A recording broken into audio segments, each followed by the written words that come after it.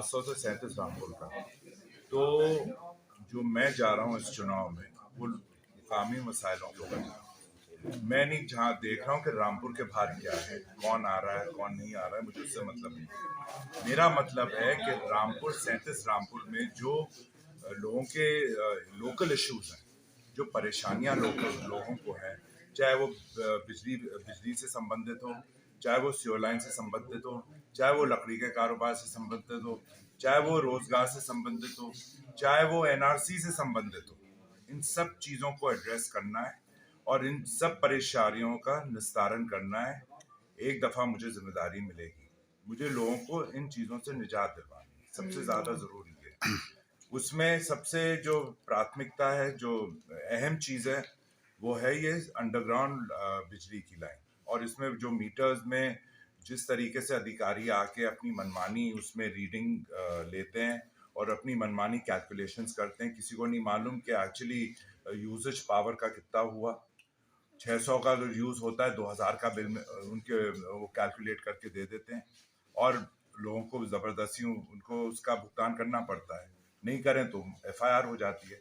तो ये चीज जो है, ये तो पूरे रामपुर में, ये ऐसा नहीं है कि मेरी पार्टी से के लोगों के ऊपर है। जिस आजम ने ये सब मुसल्लत किया लोगों के ऊपर, उसके अपने पार्टी के लोग इस चीज से परेशान, ये आप किसी से भी पूछें। दूसरी बात, जो सिवर लाइन का इशू है, आप जानते हैं रामपुर ऊपर नीचे, वो कोई एक लेवल में नहीं है। और जब सीवेज पाइप्स पड़ते हैं तो वो सर्टेन स्पेसिफिकेशंस के हिसाब से पड़ते हैं। उसका कितनी गहराई होनी चाहिए, क्या फाउंडेशन होना चाहिए, उसमें पाइप के ऊपर फ्रेम होता है, जो लो लाइंग एरियाज है उसका ग्रेडियंट कैलकुलेशन होता है। आई मीन बहुत टेक्निकल चीज है, ये थोड़ी कि गड्ढा खोदा और उसमें पाइप डाल दिया। तो उससे क्या हो रहा है, जो लो लाइंग एरियाज हैं, जैसे मछली बाजार का एरिया है, वहां सारा गंदा पानी बैक हो रहा है घरों के अंदर, उसे कोई देखने वाला नहीं।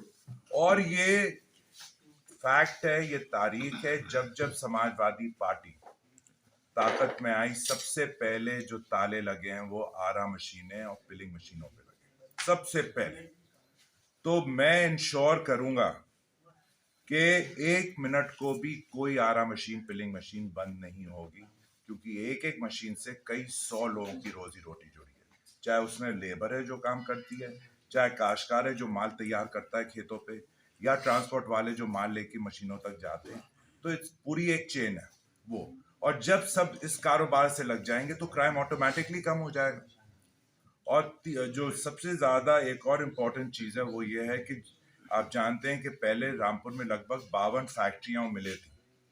जिस दिन आजम सबसे पहले श्रम मंत्री बना, उसने सब एक एक करके सबसे पहले तो गाज गिरी रजा टेक्सटाइल्स पे, उसमें हड़ताल कराई, ऐसे एक एक फैक्ट्री मिल को बंद करा दिया गया, हड़ताल करा करा के।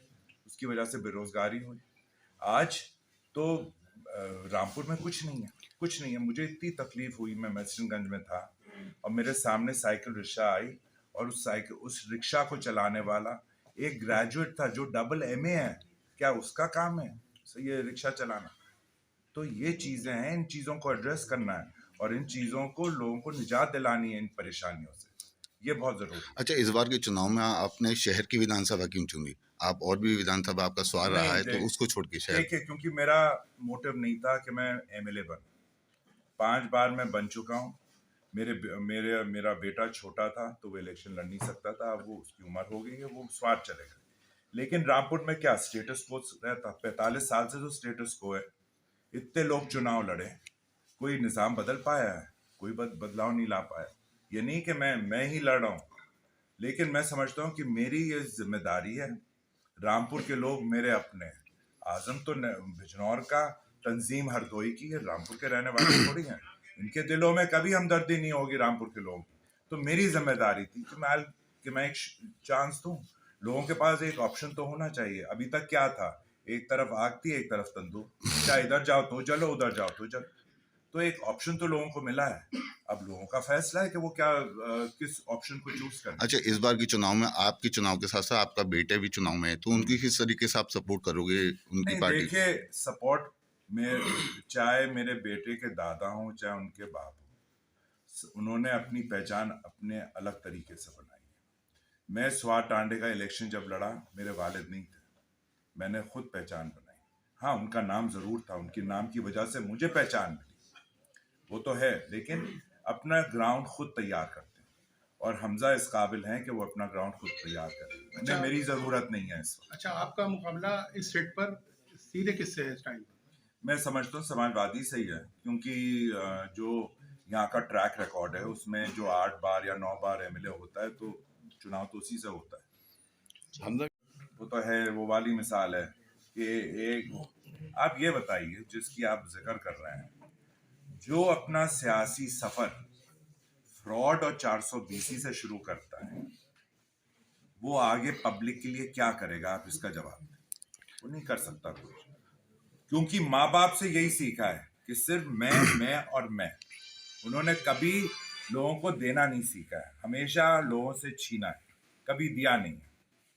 तो उसके कहने ना कहने से कोई असर नहीं पड़ता। सर, कुछ दिन पहले उनका एक बयान और वायरल हुआ था कि इलेक्शन से निपट जाए, उस बार आपकी जो प्रॉपर्टी का जो विवाद चला उसको भी हम लेकर टेक ओवर करेंगे, उसके लिए मूवमेंट ये चलाएंगे। तो ये पहले तो जेल से निपट जाएं, उसके बाद देखेंगे वो क्या करेंगे। अच्छा, इस बार के चुनाव में भी उन्होंने अपना नामांकन करा है, क्या इसको भी आप आपत्ति उठाएंगे कि इसकी? स्क्रूटनी में तो हम चेक करेंगे क्या नामांकन है। आई मीन मैं शहर में मैं चेक करूंगा जो मैं जहाँ से लड़ रहा हूँ, कैंडिडेट का क्या है, जो स्वार में है, वो मेरे बेटे चेक करेंगे। स्क्रूटनी तो इसी के लिए होती है, अनकॉन्स्टिट्यूशनल उसमें एलिमेंट है, तो उसको हम हाईलाइट करेंगे। चुनाव आयोग उसका संज्ञान लेगा और उस पे अकॉर्डिंगली उस पे आदेश करेगा। अच्छा, पुराने साथी नूर महल के जो थे वो दोबारा आपके साथ आ गए, इसमें क्या कहना चाहते हैं आप उनके लिए? क्या पुराने साथी दिल से तो कभी दूर हुए ही नहीं थे, सियासी तौर से दूर हो गए थे, लेकिन दिल से कभी दूर नहीं।